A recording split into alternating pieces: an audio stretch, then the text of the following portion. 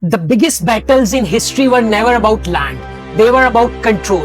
And right now, the biggest battle is happening inside your pocket. What if your phone stopped being something you use and started being something that works for you?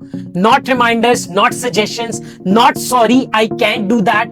I'm talking about real control. Meet Blue, backed by Vicey, the voice assistant that doesn't just respond, it acts. You don't open apps anymore. You don't tap, swipe, or type. You just say it once and it's done. Blue is an AI that can read and reply to your messages, book rides, send money, open and use any app, all using just your voice. No switching apps, no clicking buttons, no friction, just intent and action. Here is the real problem nobody talks about. Your phone isn't smart, it's fragmented.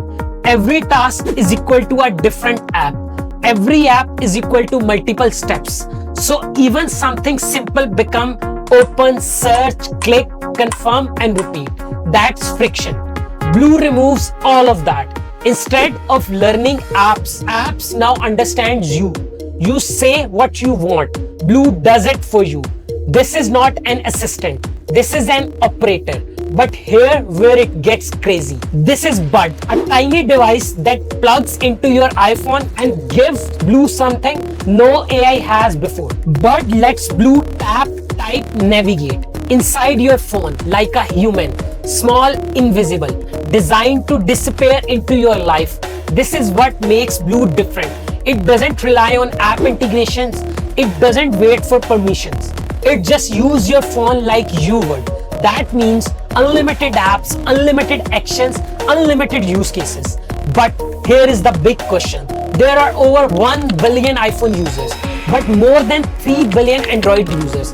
And Blue is focusing only on iPhone. Plus, Apple drops support for older devices all the time.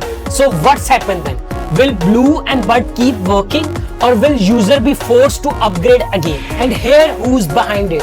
Umar Abdulaziz, former product manager at Google, worked on turning Google Assistant into an AI-powered system. Peter Crow, model UX lead at Google DeepMind, focused on how humans interact with AI. Farhan Hussain, engineer with experience at Apple, Google and Amazon, building real-world product systems. That exact people who know why Assistant failed and how to rebuild them.